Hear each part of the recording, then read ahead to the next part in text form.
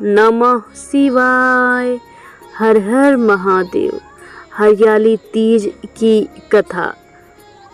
भगवान शिव ने पार्वती जी को उनके पूर्व जन्म के बारे में याद दिलाने के लिए ये कथा सुनाई थी। हरियाली तीज व्रत कथा इस प्रकार है।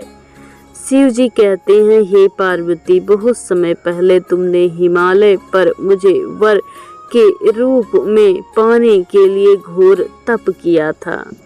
इस दौरान तुमने अन्न जल त्याग कर सूखे पत्ते चबाकर दिन व्यतीत किए।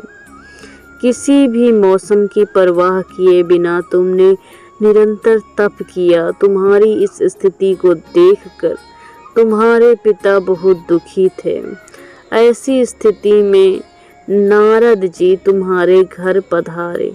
जब तुम्हारे पिता ने नारद से उनके आगमन का कारण पूछा तो नारद जी बोले, हे गिरिराज, मैं भगवान विष्णु के भेजने पर यहाँ पर आया हूँ। आपकी कन्या की घोर तपस्या से प्रसन्न होकर वह उससे विवाह करना चाहते हैं। इस बारे में मैं आपकी राय जानना चाहता हूँ। नारद जी की ये बात सुनकर पर्वतराज अति प्रसन्नता से बोले, हे नारद जी, यदि स्वयं भगवान विष्णु मेरी कन्या से विवाह करना चाहते हैं तो इससे बड़ी कोई बात नहीं हो सकती। मैं इस विवाह के लिए तैयार हूँ। फिर शिव जी पार्वती जी से कहते हैं, तुम्हारे पिता की स्वीकृति पाकर नारद जी विष्णु जी के पास गए और ये शुभ समाचार सुनाया। लेकिन जब तुम्हें इस विवाह के बारे में पता चला तो तुम्हें बहुत दुख हुआ।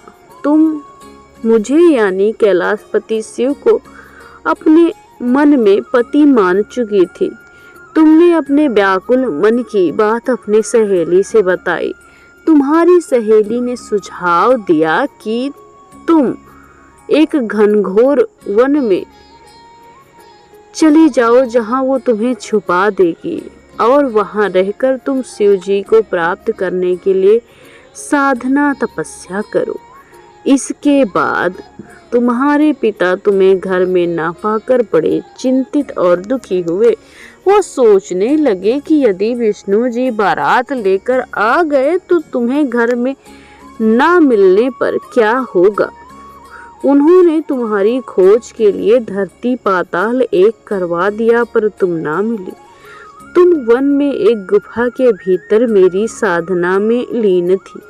भाद्रपद तृतीय शुक्ल को तुमने रेत में एक शिवलिंग का निर्माण कर मेरी आराधना की, जिससे प्रसन्न होकर मैंने तुम्हारी मनोकामना पूर्ण की। इसके बाद तुमने अपने पिता से कहा कि पिताजी, मैंने अपने जीवन का लंबा समय भगवान शिव की तपस्या में बिताया है और भगवान शिव ने मेरी तपस्या से प्रसन्न होकर मुझे स्वीकार भी कर लिया है। अब मैं आपके साथ एक ही शर्त पर चलूंगी कि आप मेरा विवाह भगवान भोलेनाथ शंकर से करेंगे। पर्वतराज ने तुम्हारी इच्छा स्वीकार कर ली और तुम्हें घर वापस ले गए। कुछ समय बाद उन्होंने पूरे विधि विधान से हमारा विवाह किया।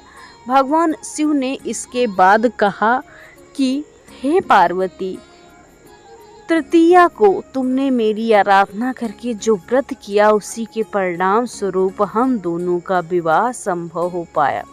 इस व्रत का महत्व ये है कि मैं इस व्रत को पूर्ण निष्ठा से करने वाली प्रत्येक स्त्री को मनोवांछित फल देता हूँ। भगवान शिव ने पार्वती से कहा कि इस व्रत को जो स्त्री श्रद्धा पूर्वक करेगी उसे तुम्हारी तरह अचल सुहाग प्राप्त होगा।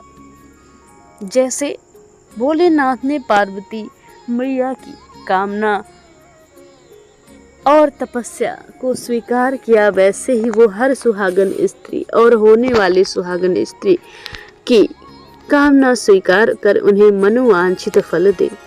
हर हर महादेव। ओम नमः शिवाय।